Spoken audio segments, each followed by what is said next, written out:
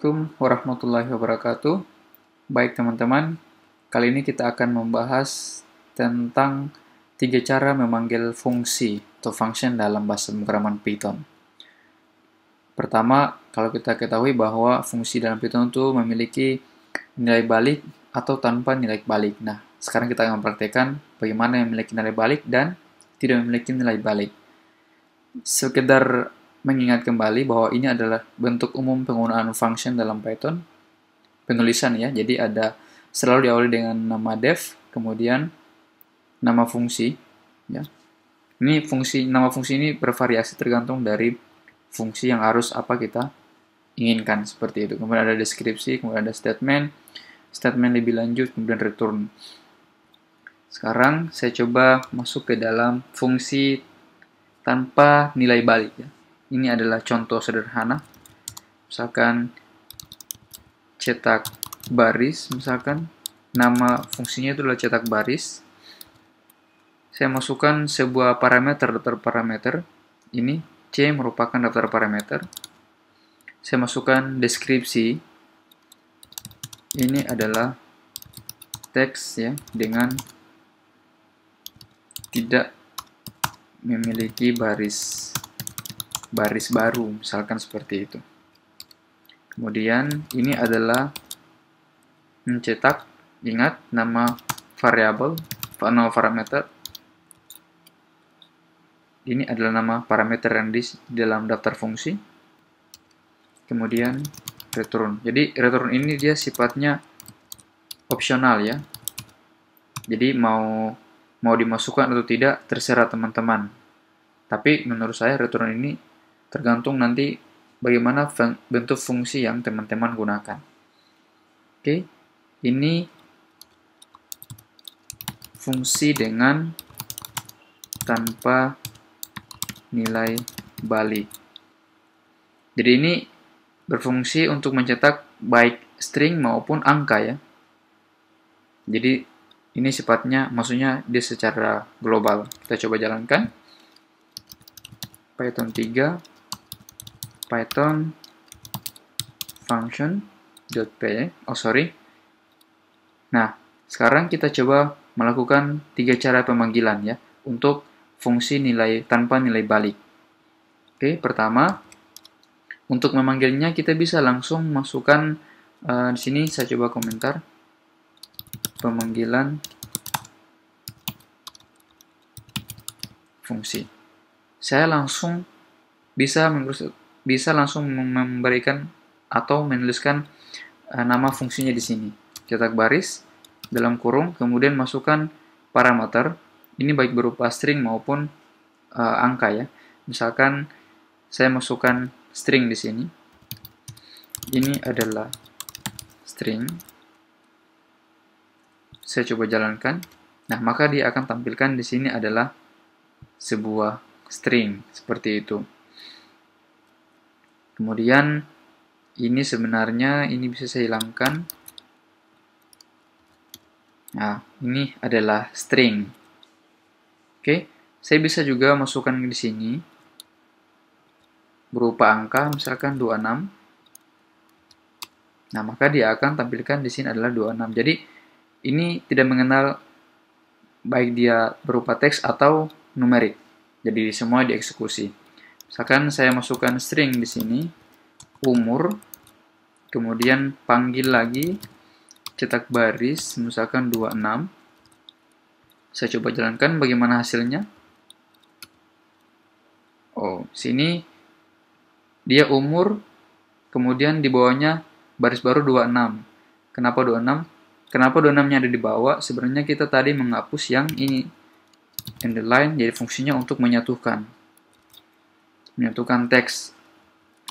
Nah, seperti itu. Cuman jadi masalahnya di sini ada persen ya. Oke, nanti akan kita bahas selanjutnya untuk menghilangkan persennya. Ini untuk fungsi tanpa nilai balik. Selanjutnya kita akan coba fungsi dengan nilai balik. Ini contoh sederhana aja ya, teman-teman. Def, misalkan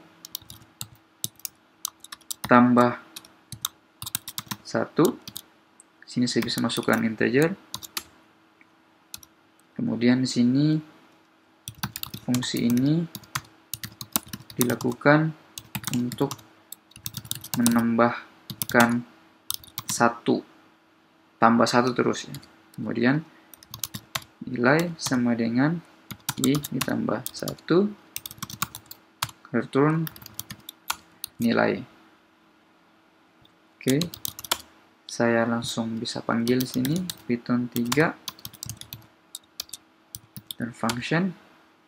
Oh, sorry, saya selalu lupa ya. Sini bisa saya langsung membuat variabel baru, kemudian tambah 1, misalkan di sini 10. Jangan lupa untuk mencetak nama variabelnya, yaitu dengan menggunakan print. Sorry, ini ya muncul ya. Ini adalah 11 hasil dari fungsi ini. Cuman ini agak membingungkan, jadi ini saya coba berikan komentar. Kemudian saya coba jalankan. Nah, ini muncul ya. Jadi fungsi dengan nilai balik ini berhasil. Jadi setiap kali kita menambahkan dalam parameter ini, kita masukkan misalkan angka berapapun saja, nanti akan dieksekusi oleh proses yang ada di sini. Jadi selalu ditambahkan dengan 1 dan seterusnya. Kemudian ini bisa kita padatkan lagi seperti ini. Maksudnya combine antara dengan string seperti itu. Ini bisa kita langsung dengan var. Kita coba. Nah, 1 ditambah 1 sama dengan 11. Atau kita bisa juga langsung menampilkan seperti ini.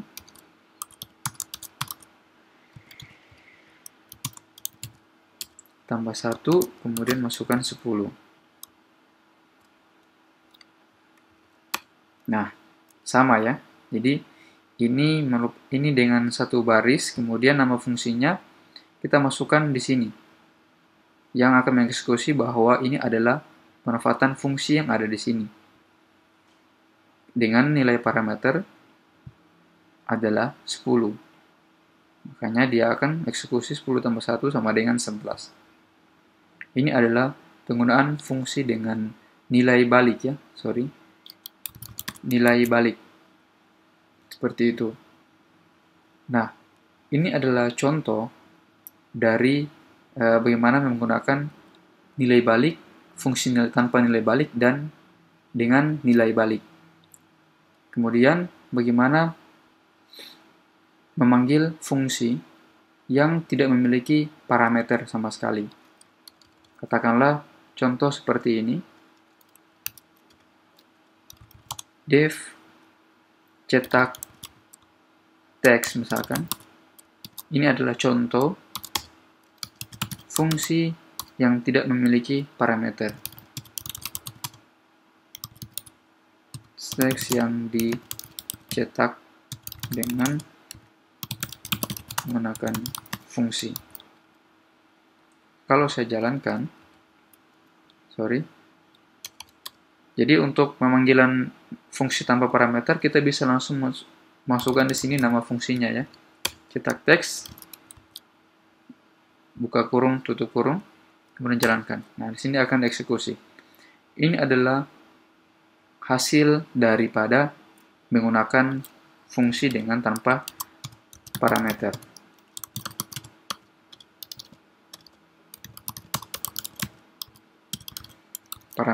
Sedangkan yang ini itu adalah fungsi dengan parameter dan memiliki nilai balik. Kalau yang atas ini fungsi yang tanpa nilai balik. Jadi bisa berupa teks dan angka. Satu lagi teman-teman, deskripsi ini, jadi dalam fungsi itu ada namanya deskripsi fungsi. Jadi untuk melihat fungsi ini, deskripsi dalam fungsi, kita bisa memasukkan ekstensi __doc__ ya, _ 2 kali. Misalkan nama fungsi ini ya, deskripsinya ini, fungsi ini dilakukan untuk menambah 1. Jadi untuk melihat deskripsi fungsi dari tambah 1, kita harus masukkan perintah print, kemudian masukkan nama fungsinya di sini, kemudian titik, underscore ya, kemudian dokumen, seperti itu, kemudian kita cetak. Saya coba berikan keterangan di sini. Ini adalah gambaran deskripsi